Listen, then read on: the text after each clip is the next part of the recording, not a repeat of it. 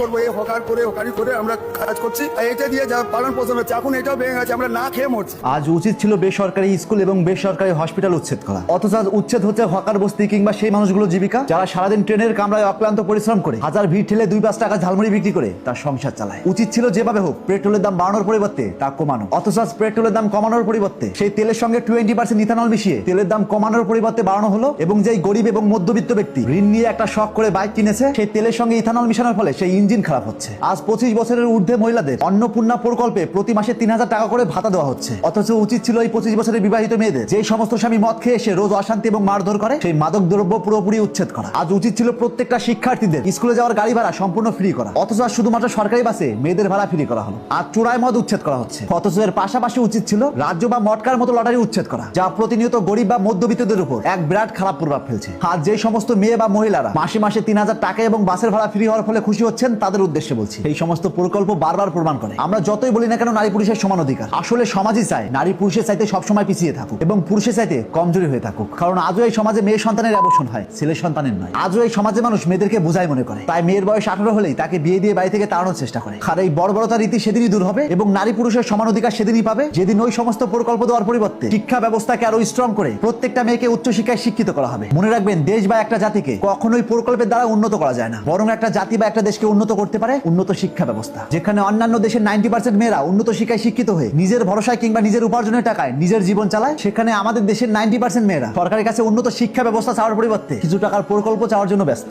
এর চাইতে লজ্জাজনক বিষয় আর কি হতে পারে? আজ এই সমাজে একটা আন্দোলন নেই, বেসরকারি স্কুলগুলো উচ্ছেদ করে সরকারি স্কুলগুলো স্ট্রং করতে হবে, অথচ জায়গায় জায়গায় আন্দোলন করা হচ্ছে আমার ব্যাংকে কেন 3000 টাকা ঢুকলো না। একটা মেয়ের জন্য এর চাইতে লজ্জাজনক বিষয় আর কি হতে পারে? আজ আপনি প্রতি মাসে 3000 টাকা পাওয়ার জন্য চিৎকার করে গলা ফাটাচ্ছেন, কারণ আপনার কাছে খেটে খাওয়ার মতো কোনো যোগ্যতা পর্যন্ত নেই। কিন্তু জাস্ট একবার ভাবুন, আপনি যদি সত্যি উচ্চশিক্ষায় শিক্ষিত থাকতেন এবং প্রতি মাসে 30,000 টাকা ইনকাম করতেন, তবে কি আপনার এই 3000 টাকার জন্য কিছু যায় আসতো?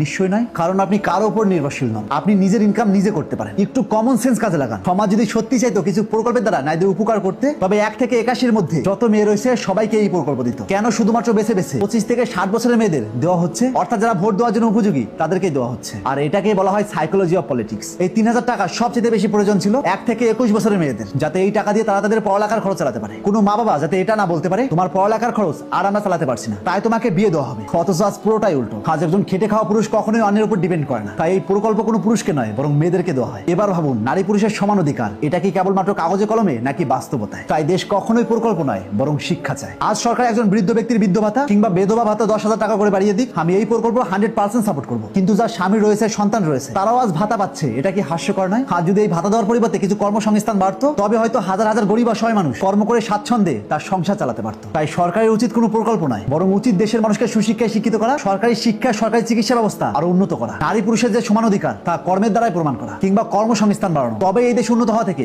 কেউ আটকাতে পারবে না। তাই আজ থেকে চোখ খুলুন আর এরকম ইন্টারেস্টিং ভিডিও প্রতিনিয়ত পাওয়ার জন্য তাপস এক্সপ্লোরার পেজটিতে ফলো দিয়ে রাখুন।